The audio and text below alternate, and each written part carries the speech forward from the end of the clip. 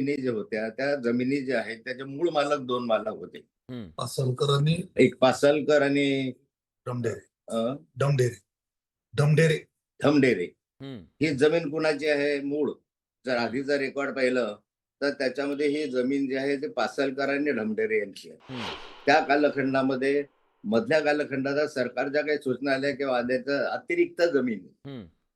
जी ceiling act नुसार असे अशा स्वरूपाची एक माहिती त्याच्यामध्ये होती हम्म. की सिलिंग ऍक्ट नुसार जी अतिरिक्त जमीन होती ती या महारवतान जमिनीच्या अंतर्गत काही महारवतान त्या कालखंडामधला जे महार होते त्यांना ती देण्यात आली. बर.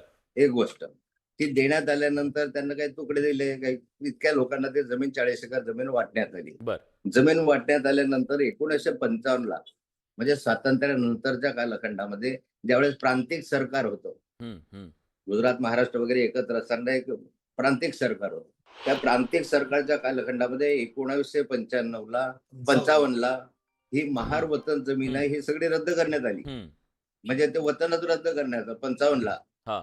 आणि 55 ला रद्द झाल्यानंतर यामध्ये 13/1/1955 अन्वये हम्म. 13/1/1955 नमूद जमिनी इनाम वर्गातून कमी करण्यात आल्या बर. व वतनदार जो आहे जो त्याच्यामध्ये होता ज्यांना या जमिनी दिल्या होत्या त्यांना दरमहा 45 रुपये प्रमाणे त्या ठिकाणी मानधन देण्याचा निर्णय झाला. बर. त्यामुळे 1955 ला ज्याचं वतन संपलं, वतनदार राहिलेले नाही, हे सरकार ही जमीन झाली सरकारकडे. हम्म. आता वरील ज्ञापनानुसार अधिकार विलेखात फेरफार क्रमांक 1962 घेण्यात येऊन हम्म. सर्वे नंबर 88 म्हणजे प्रस्तुत प्रकरणाची वाद मिळकत ही मुंबई सरकार याच्या नावावर करण्यात आली. 1995 ला मुंबई सरकारच्या नावाने ही जमीन करण्यात आली. ही बर. जमीन मुळामध्ये महार वतन जमीन नाही. तुम्ही ऐकून घ्या, नंतर मग आपण स्पष्ट करू एक एक मुद्दा.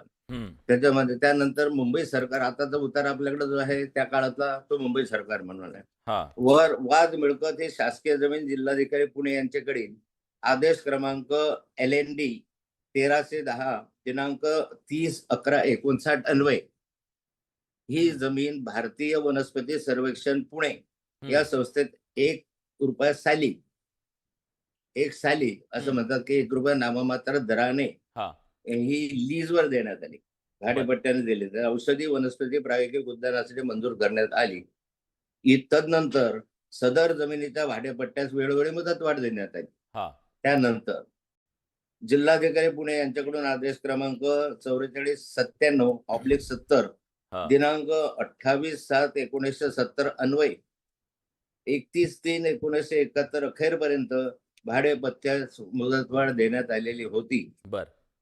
तदनंतर शासन महसूल वन विभाग क्रमांक LFD 3470 1558/68 1 4/10/73 अन्वये देण्यात आलेल्या मंजुरीच्या अनुशयाने वार्षिक भाडे ₹1 आकारून 73-74 सालापासून 15 वर्षाकरता भाडेपुढे त्यांना देण्यात आले. त्यावेळेस बर. 15 वर्षाची दिली होती. हम्म. अंतिमतः जिल्हाधिकारी पुणे यांनी शासनाच्या पूर्व मान्यतेने त्यांच्याकडील म्हणजे शासनाने मान्यता दिल्यानुसार त्यांच्याकडील आदेश क्रमांक MF 4126/98 हम्म. दिनांक 18/1/98 हम्म. म्हणजे ज्यावेळेस शिवसेना भाजपचं सरकार होतं हा. त्या कालखंडामध्ये 50 वर्ष 1/4 म्हणजे त्या कालखंडात मागच्या 10 वर्ष म्हणजे 1988 पासून 50 वर्ष हा. अशी लीजवर देणार आहे. हम्म. म्हणजे आता त्याची मुदत झाली 2038 पर्यंत. बरोबर. म्हणजे आजही जमीन ही 2038 पर्यंत लीजवर आहे आणि ती लीजवर जमीन जी आहे ती सरकारी आहे. एक मिनिट, हा. दोनच ओळीचं काय नंतर मी तुम्हाला सांगतो. 50 वर्षाच्या कालावधीकरता भारतीय सर्वेक्षण पुणे यांना मुदतवाढीने मंजूर केली आहे. म्हणजे वाद मिळकत ही सरकार जमा करत आणल्यानंतर 1959 पासून भारतीय वनस्पती सर्वेक्षण पुणे ताब्यात भाडेपट्टा करार असून सदर भाडेपट्टा करार हा 2038 पर्यंत पूर्णपणे ताब्यात आहे. नंतरचे मुद्दे मी देतो तुम्हाला. हो, हो. पण इतका याच्यानुसार म्हणजे महार वतन जमीन नाही.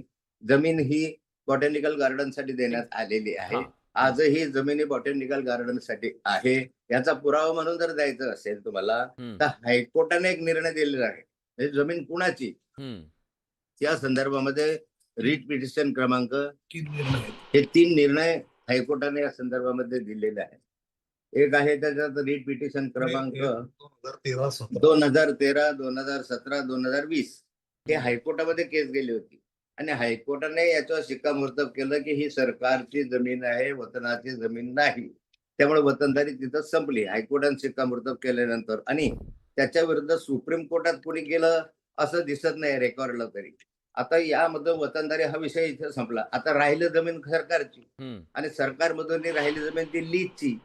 आता या जमिनीच्या संदर्भामध्ये ही सरकारी जमिनीचे खरेदी विक्री व्यवहार होत नाही, कारण वर्ग 2 ची जमीन असते. हो.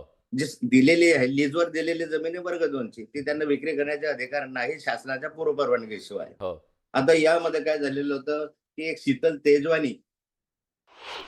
तेजवानी म्हणून एक महिला आहे, हम्म. पिंपरी चिंचवडला राहणारी. हम्म. तिच्यावर अनेक गुन्हे दाखल आहेत आजही. बर. ते एक ऍडव्होकेट सूर्यवंशी आहेत, त्यांच्या घरामधली ती म्हणजे मला वाटतं सून आहे हम्म. आणि त्याच्या माध्यमातनं ते ह्या फॅमिलीने अनेकांना त्या ठिकाणी पिंपरी चिंचवडला फसवलेलं आहे. बर. अजूनही त्यातले काही व्यक्ती फरार आहे हम्म. अशी माझी माहिती आहे. आता त्या फरार व्यक्तींकडून ह्या शीतल तेजवानी यांनी काय केलं की ही जमीन जी आहे ही जमीन विकण्याच्या संदर्भात ज्याची मला माहिती मिळाली ती अनधिकृत आहे. अधिकृत माहिती माझ्याकडे नाही.